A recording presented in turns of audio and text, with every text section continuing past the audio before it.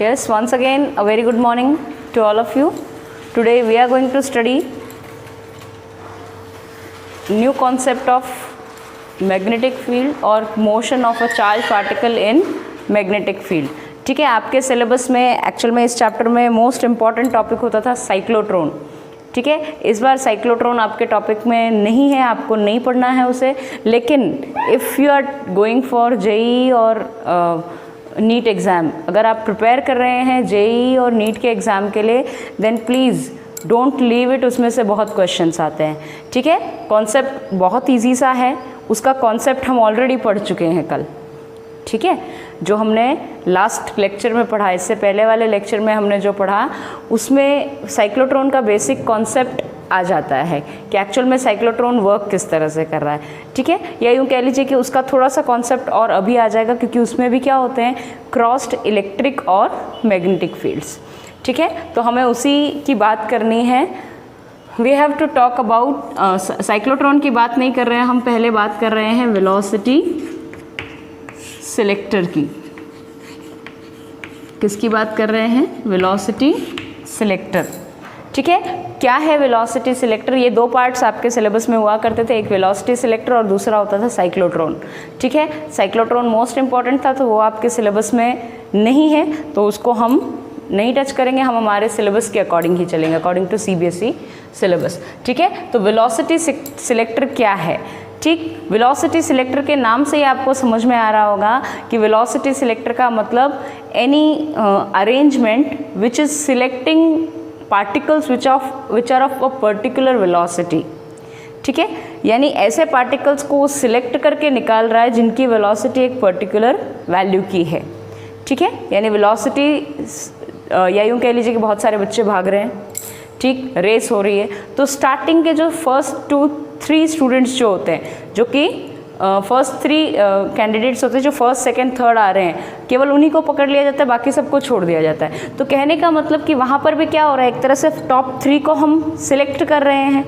ठीक है, यहाँ पर भी क्या है, velocity is velocity of you can say particles of certain velocity are selected out of so many particles of different velocities. बहुत सारी velocities के बहुत सारे इलेक्ट्रॉन आ रहे हैं. मान लीजिए आपके पास एक इलेक्ट्रॉन गन है और आपने वहाँ से इलेक्ट्रॉन्स को छोड़ा. ठीक है, कुछ वेलोसिटी देकर छोड़ा. अब उनमें से हमें सारी वेलोसिटी नहीं चाहिए, हमें कोई एक्सपेरिमेंट करना है जिस एक्सपेरिमेंट में पर्टिकुलर वेलोसिटी का पार्टिकल ही होना चाहिए, पर्टिकुलर वेलोसिटी का इलेक्ट्रॉन ही होना चाहिए, कि भाई उसकी वेलोसिटी इतने इलेक्ट्रॉन वोल्ट से ज़्यादा होनी चाहिए. तो वहाँ पर उस केस में आपको क्या करना पड़ेगा, जो बहुत सारे इलेक्ट्रॉन्स आ रहे हैं उन बहुत सारे इलेक्ट्रॉन्स में से वो इलेक्ट्रॉन छांटने पड़ेंगे, सिलेक्ट करने पड़ेंगे जो कि आपकी वेलोसिटी रेंज में आ रहे हैं. ठीक है, तो वो काम आप कैसे करते हैं, तो उसके लिए जो डिवाइस है, या यूँ कह लीजिए कि उसके लिए जो अरेंजमेंट है, उसको हम क्या कह देते हैं, वेलोसिटी सिलेक्टर. ठीक है, क्या है ये अरेंजमेंट, बताते हैं. देखिए, वेलोसिटी सिलेक्टर के लिए हम इसी के अंदर हमें जो बात समझनी है, that is motion of charged particle in both electric field and magnetic field. यानी दोनों तरह के फील्ड्स इकट्ठे अगर लगा दिए जाए तो वहाँ पर इलेक्ट्रिक और मैग्नेटिक फील्ड दोनों की वजह से पार्टिकल का मोशन कैसा होगा. ठीक है, ये और यही कॉन्सेप्ट पर बेस्ड है हमारा वेलोसिटी सिलेक्टर. ठीक है, एक बात और, इस चैप्टर के इस टॉपिक के जस्ट बाद हम एक न्यूमेरिकल करेंगे, जिससे आपको ये क्लियर हो जाएगा कि किस तरह से हम कल डायरेक्शन जो निकाल रहे थे या रेडियस ऑफ सर्कुलर पाथ जो निकाल रहे थे, वो अलग अलग पार्टिकल के लिए अलग अलग कैसे आएगी. ठीक है, उससे रिलेटेड एक न्यूमेरिकल करेंगे, बट पहले यहाँ की बात करते हैं. देखिए, motion of a charge particle in both electric and magnetic field. अब आपको पता है कि कोई भी चार्ज पार्टिकल जो इलेक्ट्रिक फील्ड में मूव कर रहा है, उस पर फोर्स कितनी लगती है, Fe is equal to Q into E. इतनी फोर्स लगती है. और वेक्टर की बात करूँ तो ये दोनों क्वांटिटीज़ वेक्टर क्वांटिटीज़ के फॉर्म में हम लिख देंगे. ठीक, magnetic field which is acting और I can say force on a charge particle which is moving with velocity v in a magnetic field, in a uniform magnetic field, in that the force is acting is equal to q into v cross b। ठीक, मान लीजिए आपके पास दोनों fields हैं, ठीक है, एक charge particle है जिस पर दोनों ही फील्ड्स काम कर रहे हैं, इलेक्ट्रिक फील्ड भी है वहाँ पर और मैग्नेटिक फील्ड भी है वहाँ पर। अगर दोनों ही फील्ड्स हैं तो ऑफकोर्स सी बात है कि क्योंकि इलेक्ट्रिक फील्ड है तो इसलिए क्यू ई फोर्स उस चार्ज पार्टिकल पर लगेगी, इलेक्ट्रिक फील्ड ई की वजह से। ठीक, और क्योंकि मैग्नेटिक फील्ड भी है और उसमें अगर वी और बी परपेंडिकुलर होते हैं तो उस केस में भी फोर्स लगेगी। ठीक, V और B अगर पैरेलल में हो गए तो नहीं लगेगी, लेकिन अगर V और B के बीच में कुछ एंगल हुआ या परपेंडिकुलर हुए तो उस केस में क्या लग जाएगी, कुछ फोर्स लगेगी। ठीक, यानी अब हम यहाँ देखो सुनो, हम मानते हैं कि एक कोऑर्डिनेट सिस्टम में हम 3 डायमेंशन कोऑर्डिनेट्स मानेंगे, ये आपकी x एक्सिस, ये आपकी y एक्सिस, इसको मैं y लिख देती हूँ, this is x axis and this is z axis. ठीक है, ये 3 एक्सेस हैं, ये हो गया ओरिजिन। ठीक, इन तीनों एक्सेस के अलोंग मान लीजिए कि कोई चार्ज पार्टिकल है जो कि एक्स एक्सेस के अलोंग मूव कर रहा है विद वेलोसिटी v। ठीक, एक चार्ज पार्टिकल है जो कि एक्स एक्सेस के अलोंग मूव कर रहा है इधर विद वेलोसिटी v। किस वेलोसिटी से मूव कर रहा है, वेलोसिटी v। ठीक है, इलेक्ट्रिक फील्ड किधर है, इलेक्ट्रिक फील्ड इस डायरेक्शन में है अलोंग y एक्सिस, यानी y एक्सिस के अलोंग क्या है आपका इलेक्ट्रिक फील्ड E। ठीक, और मैग्नेटिक फील्ड है आपका अलोंग z एक्सिस, यानी magnetic field B is along z axis.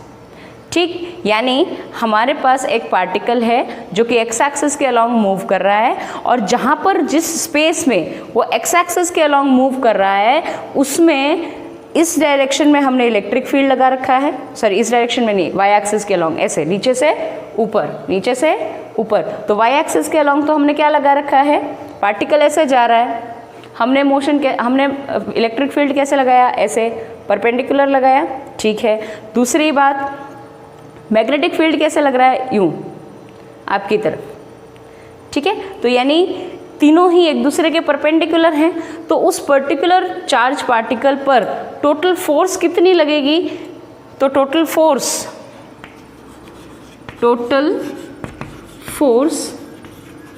On the charged particle, on the charged particle. ठीक है, जो चार्ज पार्टिकल हमने लिया Q, उसके ऊपर फोर्स कितनी लगेगी, तो वो फोर्स F होगी QE plus Q V cross B। या यूँ कह दूँ मैं कि total force Ft is equal to force due to electric field Fe plus force due to magnetic field Fb, और इन दोनों का क्या करें हम, वेक्टर सम करें। क्या करें, दोनों फोर्सेस का वेक्टर सम करें, क्योंकि फोर्सेस क्या होती है, वेक्टर क्वांटिटीज, और उनको जब हमें ऐड करना है तो हमें वेक्टर लॉ के अकॉर्डिंग ऐड करना पड़ेगा। ठीक है, तो यहाँ पर फोर्स, जो टोटल फोर्स उस पर्टिकुलर पार्टिकल पे लग रही होगी वो कितनी होगी, QE plus QV cross B। ठीक है, now according to this figure, इस फिगर के अकॉर्डिंग हम क्या कह सकते हैं, डायरेक्शंस के साथ लिख लें, इलेक्ट्रिक फील्ड को, मैग्नेटिक फील्ड को और वेलोसिटी वेक्टर को। ठीक है, तो इलेक्ट्रिक फील्ड को E वेक्टर को हम क्या लिख सकते हैं, E वेक्टर को हम लिख सकते हैं J कैप के अलोंग है, ये किसके अलोंग है, ये डायरेक्शन y एक्सिस है, तो y एक्सिस का यूनिट वेक्टर क्या होता है, J कैप। ठीक, तो मैं कह देती हूँ कि इलेक्ट्रिक फील्ड की मैग्नीट्यूड है E और ये किस डायरेक्शन में है, it is along J cap. ठीक, यानी इलेक्ट्रिक फील्ड वेक्टर क्या हो की वैल्यू क्या हो गई, मैग्नीट्यूड है E और डायरेक्शन क्या हो गई, J कैप। ठीक, इस फिगर के according magnetic field B is equal to, magnetic field B Z axis के अलोंग है, तो मैं कह देती हूँ मैग्नीट्यूड है इसकी B and it is along K cap. ठीक, it is along K cap. ठीक है, उसके बाद वेलोसिटी की बात करें तो velocity V vector is equal to V, और किस डायरेक्शन में है, एक्स एक्सिस के अलोंग, तो हम कह सकते हैं कि वी आई कैप, वी उसकी मैग्नीट्यूड और आई कैप डायरेक्शन, बी मैग्नीट्यूड, के cap direction, E magnitude and J cap direction of electric field. ठीक है, तो ये क्या हो गया, आपको ये पता लग गया कि इलेक्ट्रिक फील्ड की मैग्नीट्यूड है ई, जे की डायरेक्शन, जे कैप की डायरेक्शन में है, magnitude of B is B, B vector is B and it is along K cap and velocity is V along I cap. ठीक है, तो अब यहाँ पर हम क्या करें, ये वैल्यूज़ यहाँ पुट करेंगे, क्या करेंगे हम, ये वैल्यूज़ यहाँ पुट करेंगे और उसके करस्पॉन्डिंग हम क्या निकालेंगे, हम फोर्स निकालेंगे, नेट फोर्स जो उस पार्टिकल पर लग रही है। ठीक है, एक्चुअल में फोर्स नहीं निकालेंगे हम, फोर्स को तो ज़ीरो करके वेलोसिटी सिलेक्टर का केस निकालेंगे। ठीक है, यहाँ तक आपके क्लियर हो गया, किसी को कोई डाउट है यहाँ तक तो पूछ लें।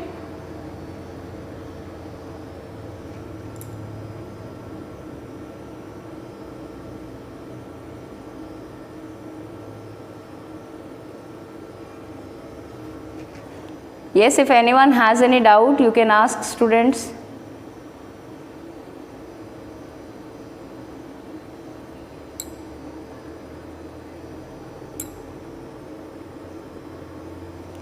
चलें आगे, देखिए तो अब यहाँ पर हम क्या कर दें, यहाँ पर हम ये वैल्यूज़ सब्स्टिट्यूट कर दें, तो F वेक्टर क्या आ जाएगा, F वेक्टर आ जाएगा, इसका वेक्टर सम ही होगा। ठीक, F वेक्टर लिखना है तो Q इंटू ई, Q ई चार्ज पार्टिकल मान लेते हैं Q ही है, चार्ज पार्टिकल क्या है, Q चार्ज पार्टिकल है। ठीक है,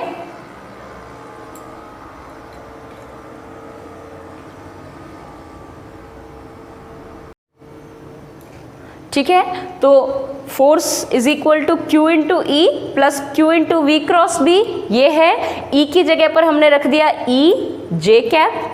ठीक, वी वेक्टर की जगह हमने रख दिया वी इंटू आई कैप यानी यूनिट वेक्टर के फॉर्म में, क्रॉस बी की जगह हमने रख दिया बी वेक्टर की मैग्नीट्यूड मल्टीप्लाइड बाय डायरेक्शन के कैप। ठीक है, यहाँ तक किसी को कोई डाउट है बच्चों? चलिए तो आगे चलिए तो यहाँ तक तो क्लियर हो गया। अब इसके आगे मैं यहीं पर लिख रही हूँ, तो देखो क्या आया हमारे पास, F vector is equal to Q E J cap plus Q into V I cap cross B J cap, ये है। ठीक, अब यहाँ पर डायरेक्शन कौन सी है, आई कैप और जे कैप ही डायरेक्शंस हैं, केवल v और b तो क्या है मैग्नीट्यूड्स, तो इनको तो हम प्रोडक्ट करके सीधे बाहर निकाल दें। ठीक, और डायरेक्शंस का क्रॉस प्रोडक्ट लेकर इसका रिजल्टेंट निकाल लें। ठीक है, तो यहाँ पर देखो, अब तुम कह सकते हो कि मैम ये तो एक आई कैप के फॉर्म में है, एक जे कैप के फॉर्म में है, तो उसका क्रॉस प्रोडक्ट करेंगे हम कैसे, F vector is equal to Q E J cap, ठीक है, plus Q into V into B तो हमने बाहर निकाल लिया। ठीक है, क्योंकि दोनों सारे क्या हैं मैग्नीट्यूड्स हैं, I क्रॉस J छोड़ दिया अंदर, डायरेक्शन के लिए तो हमें चाहिए होता है, क्रॉस प्रोडक्ट क्या करता है डायरेक्शन में ही बताता, तो यहाँ पर डायरेक्शंस का ही हमने क्रॉस प्रोडक्ट कर लिया, मैग्नीट्यूड तो सीधे सीधे मल्टीप्लाई होती है। ठीक, तो I क्रॉस J किसके इक्वल होता है, तो अगर आपको ध्यान हो मैंने लास्ट ईयर आपको पढ़ाया था I J K और आपको साइकिल इस फॉर्म में चलानी थी, I to J, J to K, K to I। ये कैसे होगा, I से J जाएंगे तो K कैप हो जाएगा, J से K जाएंगे तो I कैप हो जाएगा, और K से I जाएंगे तो हो जाएगा J कैप क्रॉस प्रोडक्ट में, यानी I cross J is K cap, हाँ बोलो बेटा,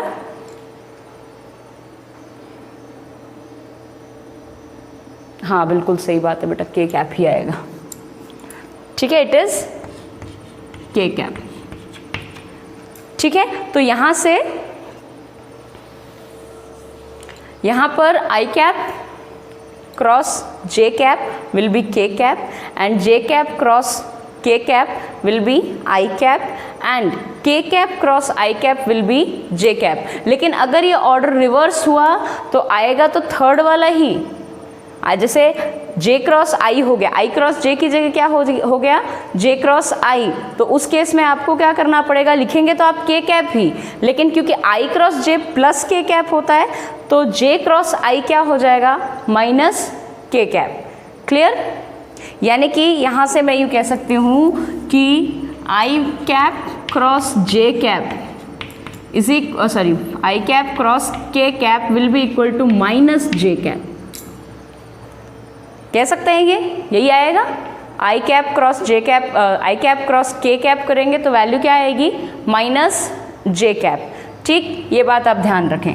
ध्यान तो क्या रखने, अगर आपने वेक्टर्स अच्छे से पढ़ा है तो आपके दिमाग में क्लियर होगी। ठीक, तो F vector is equal to Q, common ले लें दोनों में से, ठीक है, या सिंपली इसको ऐसे ही लिखते हैं फिलहाल तो Q E into J cap plus Q V B, I cross J K is minus J cap. ठीक, यानी फोर्स दोनों सेम डायरेक्शन में आ रही है, एक प्लस है और ये दूसरा आ गया माइनस, तो इस माइनस को मैं यहाँ इंक्लूड कर दूँ। ठीक, ऐसे लिख सकते हैं। तो F vector is equal to Q common निकाला, ई माइनस वी बी के जे कैप, ये आएगा। ठीक, यानी फोर्स किस डायरेक्शन में लग रही है, दोनों की वजह से ही फोर्स किधर लग रही है, जे कैप के अलॉन्ग, और इलेक्ट्रिक फील्ड के कारण जो फोर्स लग रही है उस फोर्स में से, या यूँ कह लीजिए कि वो फोर्स ऑपोजिट होगी to the force which is due to magnetic field. Magnetic field के कारण जो फोर्स लग रही है उसकी डायरेक्शन तो थी माइनस जे कैप, और इलेक्ट्रिक फील्ड के कारण जो फोर्स लग रही थी उसकी डायरेक्शन थी जे कैप। यानी इलेक्ट्रिक फील्ड के कारण तो फोर्स इधर लग रही है और मैग्नेटिक फील्ड के कारण फोर्स लग रही है इधर। दोनों के बीच में एंगल ये प्लस जे कैप है और ये माइनस जे कैप है। ठीक, समझ में आ रही है बात ये। ठीक, तो यहाँ से हम कह सकते हैं कि जो फोर्स लगेगी वो कितनी लगेगी, Q into E minus V B J cap की डायरेक्शन में। क्लियर हुई बात बच्चों। ठीक, अब वेलोसिटी सिलेक्टर कहाँ पर काम करेगा, अब वो बात आती है। ये तो पूरा था आपका कॉन्सेप्ट समझने वाला।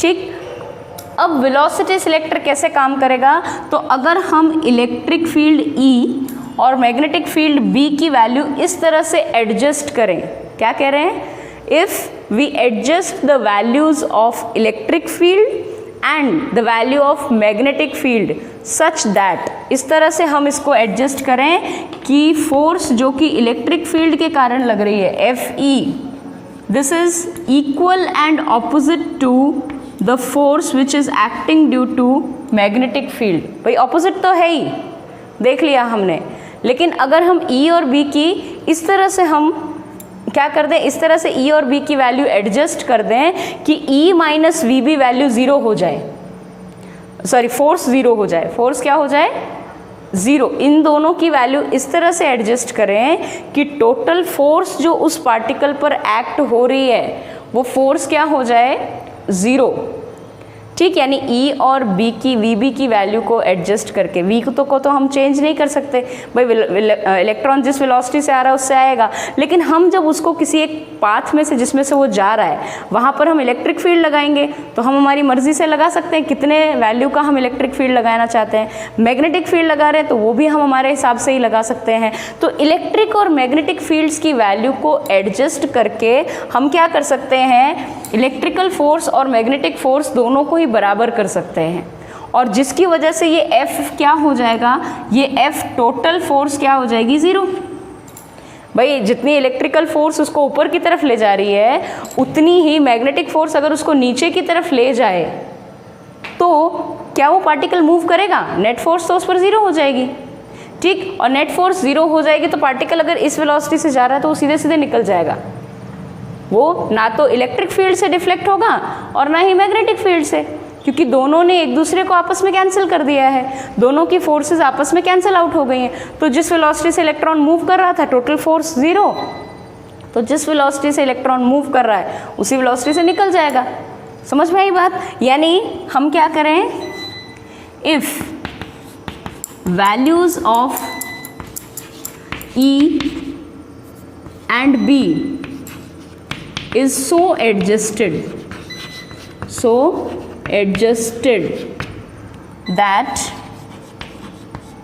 that F becomes zero, F क्या हो जाए, ज़ीरो। ठीक, तो अगर इनको ऐसे एडजस्ट कर दिया जाए कि F ज़ीरो हो जाए तो फिर देखो क्या होगा। ठीक है, हमने क्या किया, ई और बी की वैल्यू हमारे हिसाब से ऐसे सेट कर दी कि फोर्स क्या हो जाए 0। ठीक, अब देखो मिटा दें इसको, स्क्रीनशॉट ले लीजिए फटाफट या आपको नोट्स दे देंगे शाम तक। हाँ बोलो बेटा।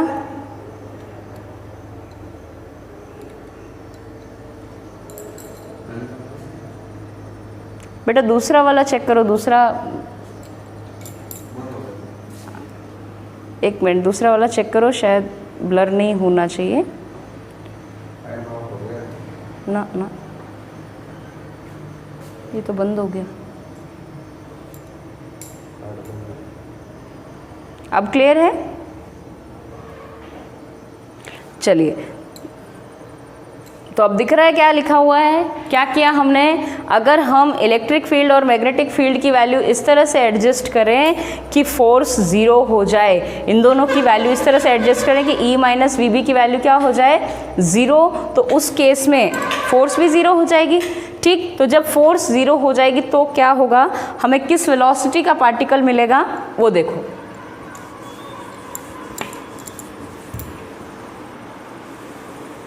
देखो हमने क्या लिखा, F is equal to Q E minus V B J cap, ये लिखा है हमने।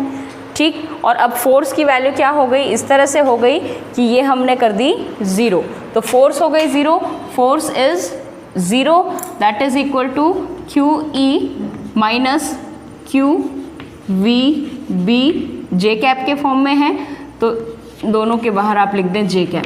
ठीक, मैग्नीट्यूड की बात कर रहे हैं तो दोनों कैंसिल आउट हो रही है ना, तो इस बार हम एक पॉजिटिव जे कैप की डायरेक्शन में और एक नेगेटिव जे कैप की डायरेक्शन में है, इसीलिए तो ये माइनस साइन आ रहा है। ठीक है, तो यहाँ से मैं क्या लिख सकती हूँ, देखो ऐसा लिख सकती हूँ क्या, या इसको आप ऐसे भी कर सकते हो, क्या कह सकते हो कि if F B is equal to F E, जब मैग्नेटिक फोर्स बराबर होगी इलेक्ट्रिक फोर्स के तब F क्या होगा 0 और F 0 होगा, तो FE और FB बराबर होंगे, तो यहाँ से भी मैं क्या लिख सकती हूँ, QE will be equal to QVB magnitude में।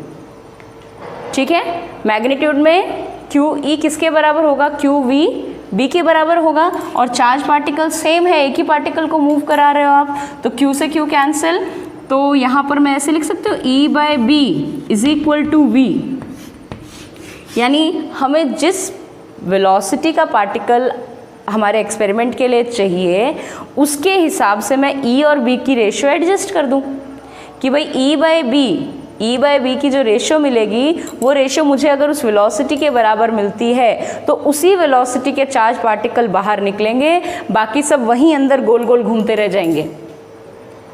आई बात समझ में नहीं आई? भाई देखो, ये आपका स्पेस है, ये आपका इलेक्ट्रिक फील्ड इस तरह से, ठीक है, इस तरह से इलेक्ट्रिक फील्ड जा रहा है।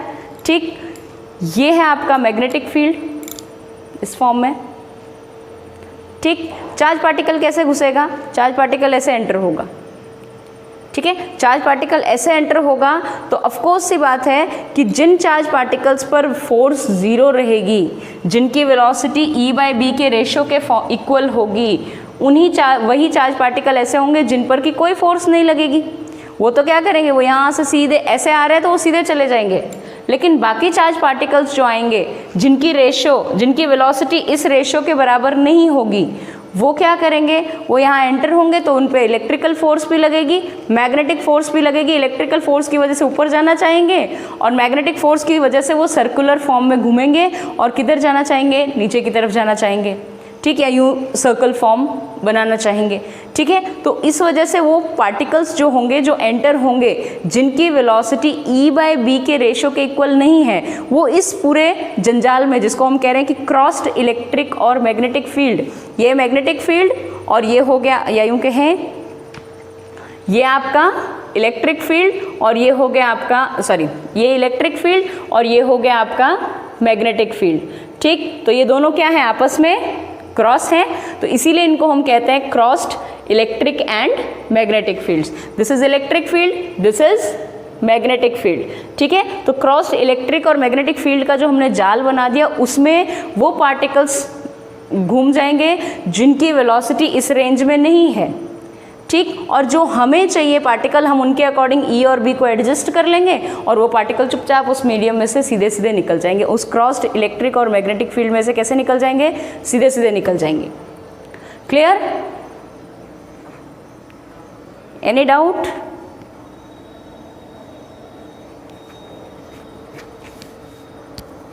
चलें आगे, ठीक है। इस तरह से वेलोसिटी सिलेक्टर काम कर रहा है। कैसे काम कर रहा है कि हम इलेक्ट्रिक और मैग्नेटिक फील्ड की वैल्यू इस तरह से एडजस्ट करते हैं जिस वेलोसिटी के हमें पार्टिकल चाहिए होते हैं उनकी रेशियो में हम ई और बी को रखते हैं, और वहाँ पर जब बहुत सारे पार्टिकल्स आ रहे होते हैं उन बहुत सारे पार्टिकल्स में से हमारे पास केवल बाहर वही पार्टिकल्स आएंगे जिनकी वेलोसिटी इस हमारे हिसाब से है, बाकी सारे वेलोसिटी के पार्टिकल्स हमारे पास आएंगे ही नहीं। यानी सिलेक्टेड वेलोसिटी के पार्टिकल्स को हमने क्या कर लिया? निकाल दिया, ठीक है, सिलेक्ट कर लिया एक तरीके से। चलें आगे। So this is the concept of velocity selector which uses crossed electric and magnetic field to select particles of certain velocity. Okay, that means velocity selector क्या है? It uses crossed electric and magnetic fields to select particles of certain velocity, of required velocity. उनके लिए वो क्या use करता है? Crossed electric और magnetic fields को यूज़ करता है। क्लियर है? चलें आगे। चलिए, तो अब एक क्वेश्चन आपको दे रहे हैं, इस क्वेश्चन को आप रीड करेंगे और देखिए। हाँ, एक तो पहले आप होमवर्क लिख लें। होमवर्क क्या है? होमवर्क है आपकी टेक्स्ट बुक के लगभग एग्जाम्पल्स हमने करा दिए हैं, तो होमवर्क एक बार लिख लें। Homework is for today's class example 4.2, 4.3, 4.5, 4.6, 4.7 and 4.9। 4.8 हम कर चुके हैं। 4.1 आपको अभी तक कराया नहीं है उस टॉपिक का पार्ट। 4.4 साइक्लोट्रॉन का है जो आपको करना नहीं है। जो करना चाहते हैं वो साइक्लोट्रॉन को पढ़ भी सकते हैं। Those who are preparing for JEE and NEET, they should do the part, ठीक है। वो आपके लिए रिमूव होगा नहीं होगा नीट के सिलेबस के लिए, that is for that we are not sure. Okay, so आप उसको पढ़ लें और डाउट में हो तो मुझसे पूछ लेना, ठीक है। मैसेज करेंगे आप मुझे और पूछ लेंगे, ठीक है। अब लिखिए क्वेश्चन। क्वेश्चन क्या है? A proton, a neutron and a alpha particle. क्या है? क्वेश्चन इज, ये आपके कल वाले टॉपिक पर बेस्ड है। कल हमने ये पढ़ा था कि मोशन ऑफ चार्ज पार्टिकल, कोई चार्ज पार्टिकल मोशन में है तो वो मैग्नेटिक फील्ड में अगर मोशन में है तो वो सर्कुलर मोशन करता है, ये पढ़ा था हमने, ठीक है। उसी पर बेस्ड है आपका आज का क्वेश्चन, ये वाला क्वेश्चन। क्या है question? Question is a proton, ठीक है, a neutron and an alpha particle having the same kinetic energy are moving, having same kinetic energy are moving in circular trajectories,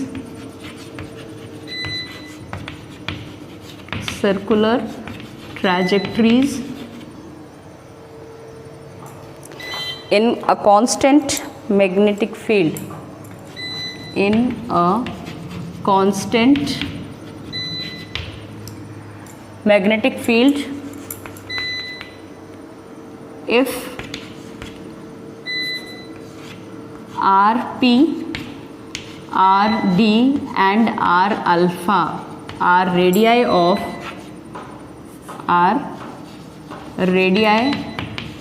of all circular paths of their respective circular paths, then show that Rp is equal to Rp is equal to R alpha, which is less than Rd। ठीक है, क्या है question, फटाफट इसको समझते हैं और इसको डायरेक्टली सॉल्व करने की कोशिश करते हैं। ऐसे क्वेश्चन बहुत मिलेंगे आपको पेपर्स में। ठीक है, a proton, a deuteron and alpha particle having same kinetic energy are moving in circular trajectories in a constant magnetic field. 3 particle हैं, एक क्या है, प्रोटॉन है, दूसरा ड्यूट्रॉन है, तीसरा अल्फा पार्टिकल है। ठीक है, सब सेम काइनेटिक एनर्जी से मूव कर रहे हैं। किससे मूव कर रहे हैं, सेम काइनेटिक एनर्जी से मूव कर रहे हैं। इफ़ Rp Rd, Rp किसकी रेडियस है, प्रोटॉन जिस सर्कुलर पाथ में मूव कर रहा है उसकी रेडियस है Rp, ड्यूट्रॉन जिस सर्कुलर पाथ में मूव कर रहा है उसकी रेडियस है Rd, और अल्फा पार्टिकल जिस सर्कुलर पाथ में मूव कर रहा है उसकी रेडियस है Rd। तो आपको क्या बताना है, आपको ये बताना है कि radius of proton will be equal to radius of alpha particle and which will be less than the radius of deuteron. ठीक है, और ये किसके इक्वल होगी, ड्यूट्रॉन की रेडियस से कम होगी।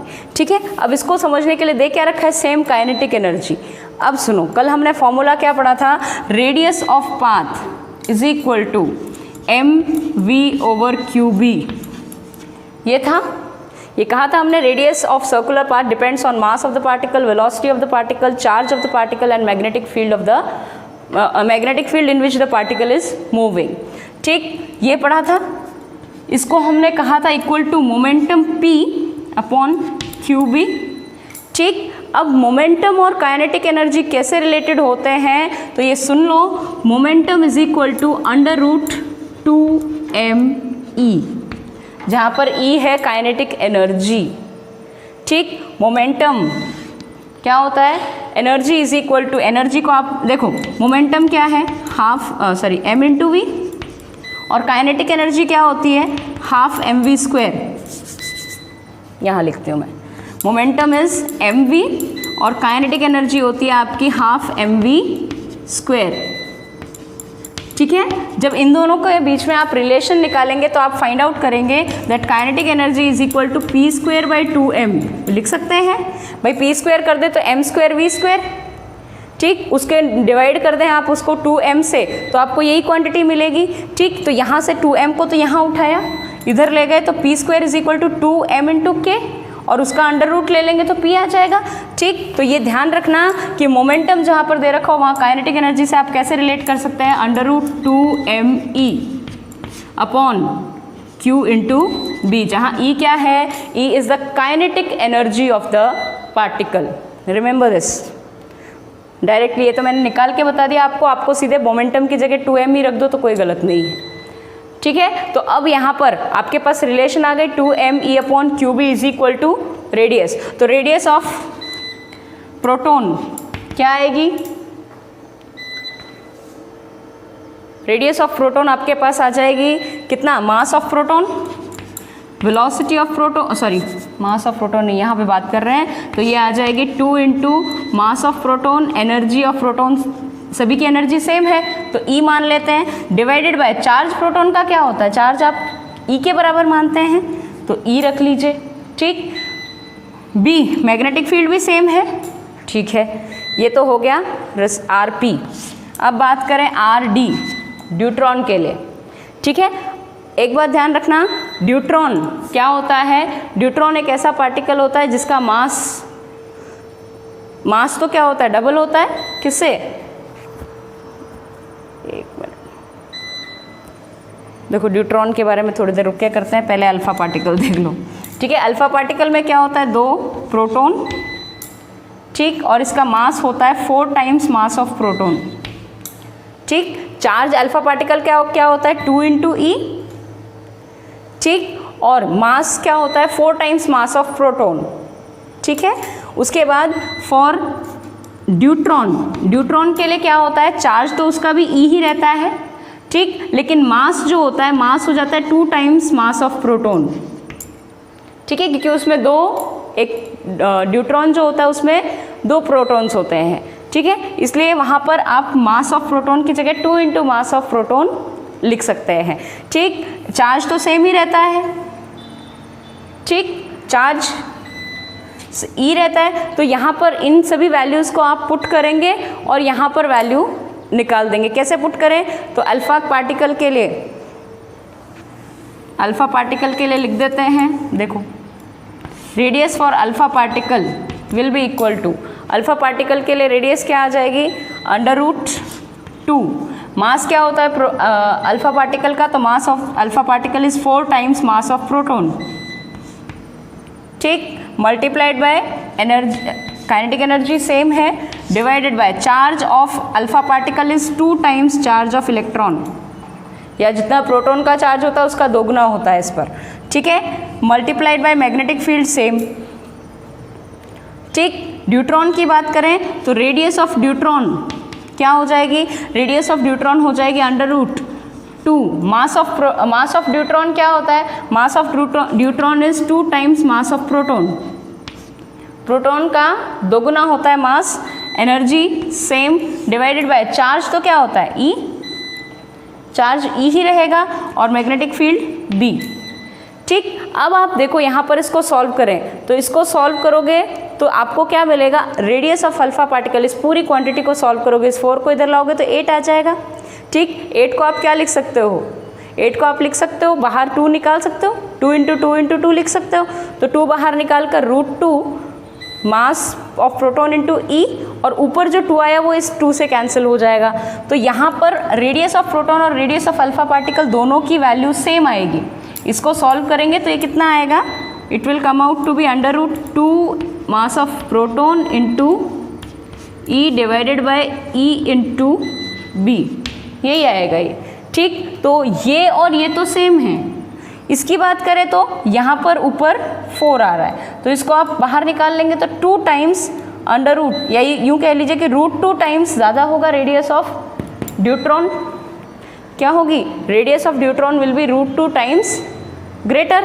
तो इसको कैसे लिख सकते हैं आप, ऐसे लिख सकते हैं, radius of proton is equal to radius of alpha particle is equal to √2 times radius of deuteron, ठीक। तो रेडियस ऑफ ड्यूट्रॉन ज़्यादा हुई ना, ठीक, तो इसी को हम कैसे लिखा हुआ है इसने, कि radius of alpha particle is less than radius of deuteron, यही हमें शो करना है।